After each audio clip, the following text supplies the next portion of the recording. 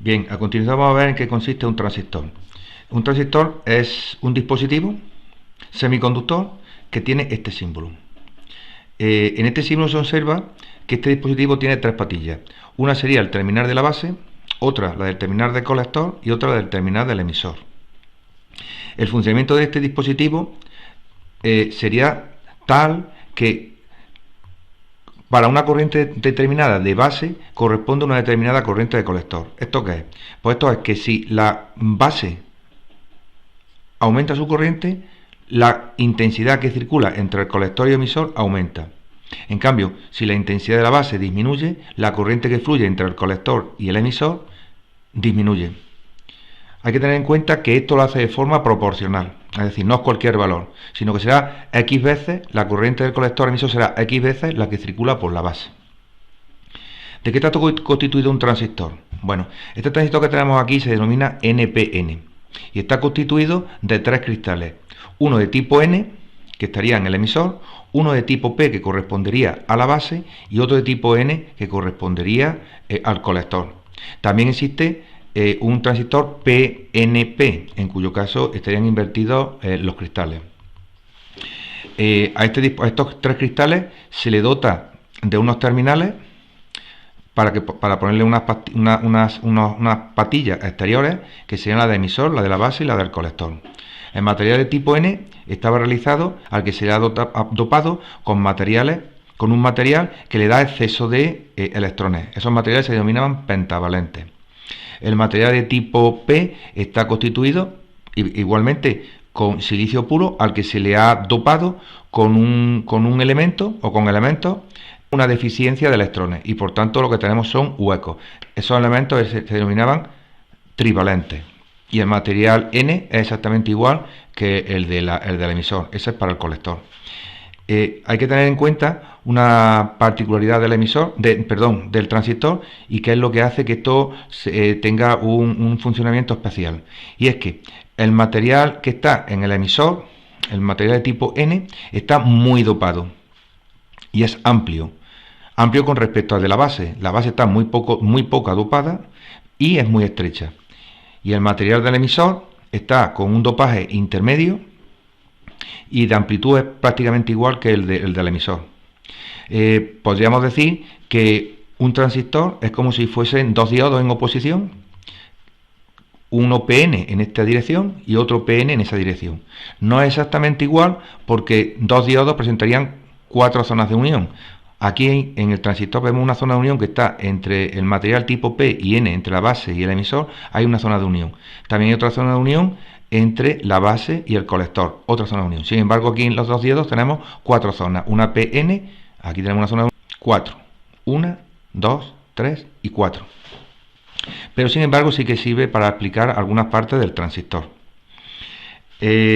¿Cómo funciona un transistor?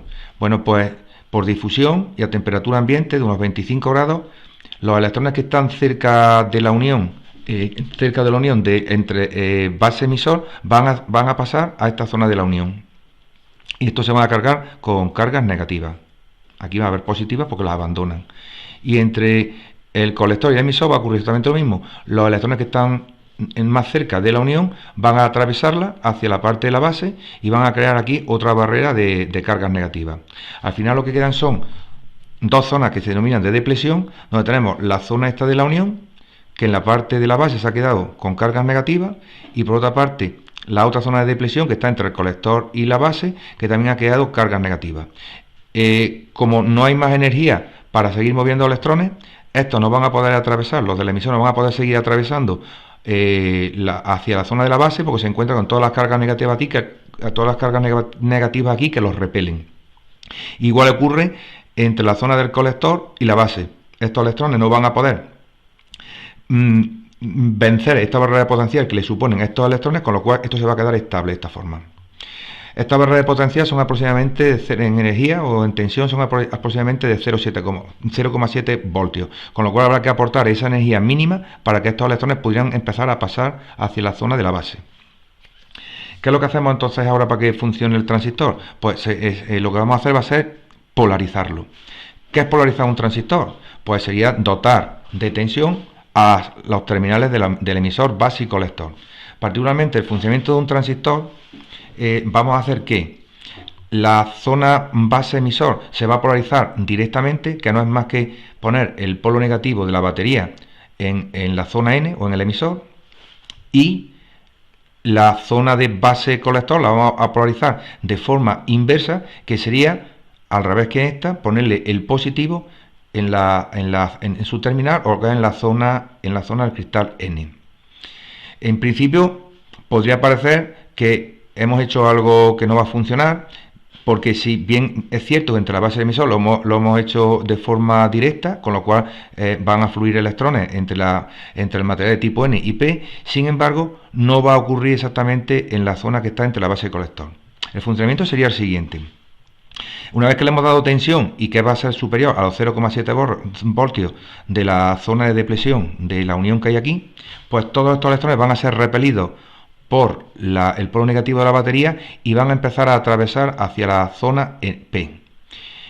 Como esta zona dijimos que está dopada muy poco, son muy pocos electrones los que van a poder irse moviendo entre los huecos, puesto que hay muy pocos huecos, y van a crear una pequeña corriente. Sin embargo, como esta energía va a ser lo suficientemente elevada, estos electrones que van a hacer, a falta de no poder circular por la zona de la base, pues se van a empezar a agolpar en todo lo que es todo el cristal de la base. Se van a empezar a agolpar, que es lo que está aquí dibujado, muchísimas cargas negativas.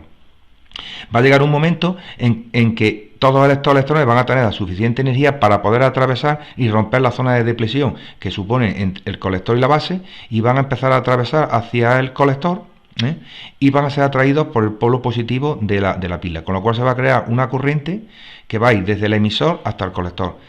Tal es así que prácticamente el 95% de los electrones que van del emisor al colector pertenecen precisamente a esta corriente, y solamente un 5% sería aproximadamente lo que va a fluir por la base.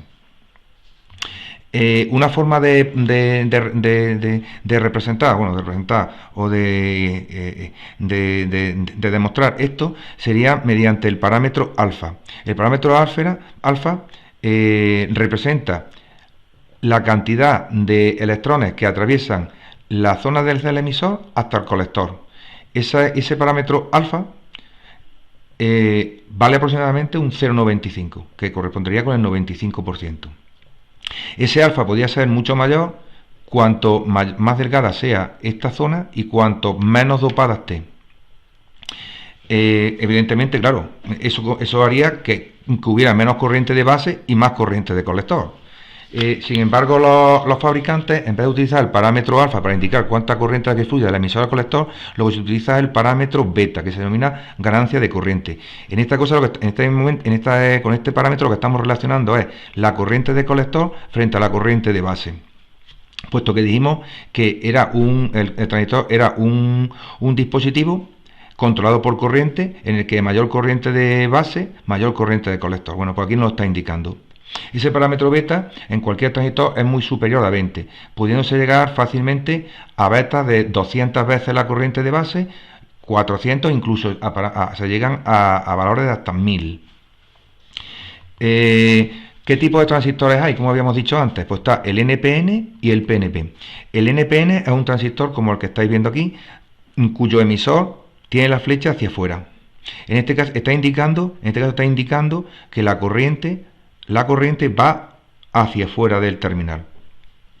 Así pues, vemos que la corriente de base entra, la corriente de colector entra y la corriente de emisor sale. Tenemos que tener en cuenta lo siguiente: aquí están representando corrientes. Sin embargo, lo que es la intensidad propiamente dicha, lo que la crea son los electrones, el movimiento de electrones. Y el movimiento de electrones es en sentido contrario al que representamos la corriente, que se denomina sentido convencional. Es decir, que los electrones entrarían por aquí, saldrían por la base y saldrían por el colector. Por eso a este terminal se denomina terminal de emisor, que es el que emite electrones. Este terminal sería el colector, que sería el que recoge los electrones, y la base sería con el elemento que controlamos. Así pues, la corriente de emisor, en este nudo tendríamos la corriente de emisor es igual a la de la base más la del colector, en este nudo, ¿vale? Emisor sale, colector entra y base entra. Suma de estas dos es la que sale. el PNP exactamente se invierte en los sentidos. Si vemos ahora en el PNP, la flecha del emisor va hacia adentro, sin que el emisor entra la corriente hacia adentro, sale por la base y sale por el colector. Igualmente, intensidad emisor es igual a la base más que el colector. ¿Por qué decimos aquí que la intensidad emisor es aproximadamente igual al colector? Porque dijimos, como bien dijimos aquí, el 95% de la corriente atraviesa del emisor al colector y solamente un 5% para la base. Por tanto, podemos decir que la base es prácticamente, la corriente es despreciable frente a la que pasa por colector emisor. Por eso estamos diciendo aquí que la intensidad emisor es aproximadamente la de colector. Bien, ¿cuáles son las zonas de trabajo de un transistor? Bueno, pues las zonas de trabajo de un transistor son la zona de corte, la zona activa y la zona de saturación. Lo importante, ¿cuáles son las que significan las zonas de trabajo? Bueno, la zona de trabajo es indicar ¿qué punto de polarización tiene el transistor? ¿Qué es un punto de polarización? Un punto de polarización es saber, determinar cuál es la tensión colector-emisor y cuál es la intensidad que circula por el colector. Para poder determinar esto hay que polarizar un transistor, que no es más que, como dijimos anteriormente, polarizar el circuito de entrada, que es este que está viendo aquí, donde le hemos puesto una batería y hemos puesto una resistencia. Igualmente, en la zona de salida ponemos otra batería y ponemos otra resistencia. Ahora hemos polarizado el transistor. Bueno, pues mediante esta resistencia y estas baterías podemos determinar su punto de trabajo, que no es, como ya hemos dicho, nada más que determinar qué tensión colector-emisor tiene y qué intensidad de colector tiene. Bueno, pues ese punto de trabajo viene definido por su zona. La zona de corte, la tensión que hay entre base y emisor es menor que 0,7, por tanto el diodo no lo hemos llegado a polarizar en directa y por tanto ese diodo no conduce. En este caso, la intensidad que circula por aquí, al impedir el paso la corriente de base a emisor, la intensidad que viene por la base es 0. Si la intensidad que viene por la base, como dijimos que esta intensidad dependía de la base, al ser esta 0, la intensidad de colector es 0. En este caso vemos que la intensidad de colector es 0. Como por aquí no pasa corriente, aquí no hay caída de tensión en la resistencia, esta no hay caída de tensión, por tanto, el terminal colector-emisor está conectado a la pila directamente. Así pues, la tensión colector-emisor es la tensión VCC que está aquí puesta, es la tensión de salida. En este caso, el transistor se comporta como un circuito abierto, es decir, si esto fuera un transistor, esta parte de aquí se contaría el transistor abierto, con posibilidad de estar cerrado en base a lo que vamos a ver ahora. En principio estaría abierto y no hay intensidad de colector. Ahora mismo su punto de trabajo con esta tensión que estamos viendo aquí sería la tensión colector-emisor VCC y la intensidad de colector 0. Ese sería su punto de trabajo. Si vemos la saturación, en este caso lo que hemos dado aquí a la tensión de entrada es mucha tensión, como para que la tensión de base emisor sea 0,7, incluso mucha más tensión de esos 0,7. En este caso, si lo tenemos saturado, la intensidad que pasa por aquí se denomina intensidad de saturación. Sería la máxima que el transistor permite pasar. ¿Y cuál sería la máxima? Puesto que aquí se va a comportar el transistor como un circuito cerrado, como si esto fuera un cable, va a pasar toda. Y toda va a ser la tensión de la pila partido por la resistencia según la ley de Ohm. VCC partido por RC, que es lo que aparece aquí. Esa es la máxima que puede dar el transistor ahora mismo. Evidentemente, si esta tensión la pusiéramos más alta en un momento determinado, habría más intensidad, pero esa es la máxima que da en cada momento, la de la pila partido por la resistencia. En este caso, como estamos considerando que esto es un circuito cerrado, entonces la tensión que hay entre el colector y el emisor sería 0 voltios, que es lo que estáis viendo aquí. En este caso, el transistor se ve que es cerrado. Entonces, los transistores pueden trabajar en corte y en saturación, es decir, le damos tensión, está en corte, no le damos tensión o la tensión es menor de 0,7, estaría al corte, y le damos mucha tensión y en tu caso iría a saturación, ¿vale? Esta forma de trabajar es como un interruptor. Y la otra forma de trabajar sería la de activa. Activa es lo que denominamos un amplificador. En este caso lo que está haciendo la corriente de base es la corriente de colector emisor sería proporcional a la corriente de base. Eso es amplificar. En este caso basta con que la tensión que hay aquí sea superior a 0,7, teniendo en cuenta que para que esté en activa la tensión base emisor va a ser directa y la tensión base colector va a ser inversa, es decir, el colector va a tener más tensión que la base. En este caso la intensidad de colector será beta por I de base, ¿eh? Si la beta tiene un parámetro determinado, por ejemplo un parámetro 100, a un miliamperio de la base le corresponderán 100 miliamperios del colector. A 2 miliamperios de la base corresponderán 200 miliamperios por el colector. Y así podemos estar dando hasta que llegue un momento que nos saturamos, en cuyo momento ya el transistor no da más corriente y entramos en saturación. Bueno, entonces todos los circuitos de amplificadores de audio, digamos, corresponderían a esta forma de trabajo, a la activa. Sin embargo, todos los circuitos digitales o que utilizamos el transistor como un interruptor para apagar y encender dispositivos, trabajan en la zona de corte y la zona de saturación. Tenemos también lo que se denominan configuraciones de un transistor. Bien, existen 3 configuraciones a la hora de montar un transistor. Está en base común, está en emisor común y colector común. ¿Qué significa base común? Os diré que un transistor tiene lo que es una entrada y tiene una salida. Bien, pues cuando la señal la inyectamos por la entrada y la sacamos por la salida, en este caso se denomina base común, porque la base, digamos que es el elemento que está relacionando la entrada y la salida, y las señales están entrando y saliendo por los otros 2 terminales. En este caso tenemos que tener, vemos que la ganancia será cuanto más, la ganancia es cuanto más de señal hay a la salida con respecto a la entrada. Vemos que la ganancia de intensidad, es decir, qué intensidad hay en la salida con respecto a la entrada, vemos que es aproximadamente la unidad. ¿Por qué en este caso es la unidad? Porque dijimos que la corriente de emisor y colector es prácticamente igual a 1, porque es despreciada de la base. Así pues, si relacionamos la ganancia, que sería la intensidad de salida partido por la entrada, es aproximadamente igual a 1. Sin embargo, la ganancia en tensión es muy grande. Eso que nos da una ganancia en potencia entre la señal de entrada o la señal de salida con respecto a la entrada, muchísimo mayor, muchísimo más grande, porque vemos que la tensión, ha habido ganancia en tensión, aunque no haya habido ganancia en intensidad, entonces hay ganancia en potencia. Hay que tener en cuenta que una configuración en base común tiene también un gran ancho de banda. ¿Qué significa eso? Pues que prácticamente es capaz de amplificar todas las señales que metamos a la entrada independientemente de su frecuencia, sea baja o sea alta. Luego, en este sentido, este amplificador es bastante bueno.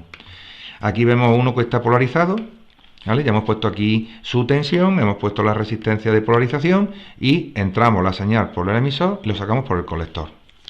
En emisor común vemos que la entrada está por la base y la salida por el colector. El común, que es el que no estamos utilizando para inyectarle señal, es el emisor, que está tanto la entrada como la salida. Este amplificador es el que más amplifica, porque tiene amplificación tanto en intensidad, ya dijimos que la corriente que va por el colector va a ser proporcional a la de la base, con lo cual va a haber mucha ganancia en intensidad, hay ganancia en tensión y por supuesto hay ganancia en potencia, tanto porque se amplifican las dos. Tiene una peculiaridad y es que cambia la fase, es decir, que si entráramos una señal, si una señal de entrada fuera senoidal, cuando aquí está positivo, aquí estará negativo, es decir, digamos, invierte la señal. Por tanto, tiene una inversión de fase, que no es ningún problema si quisiéramos de la normal, porque los amplificadores estos se ponen en cascada, entonces poniendo dos, como hay una doble inversión, al final quedaría la señal exactamente igual. Tiene un defecto y es que tiene poco ancho de banda. Entonces, quizás ahí donde falla, si queremos utilizar, por ejemplo, para radiofrecuencias y demás, este amplificador funciona mal. La polarización la tenemos aquí, como estamos aquí viendo. En colector común es como esto, inyectamos por la base, sacamos la señal por el emisor, siendo el colector el que está tanto la entrada como la salida.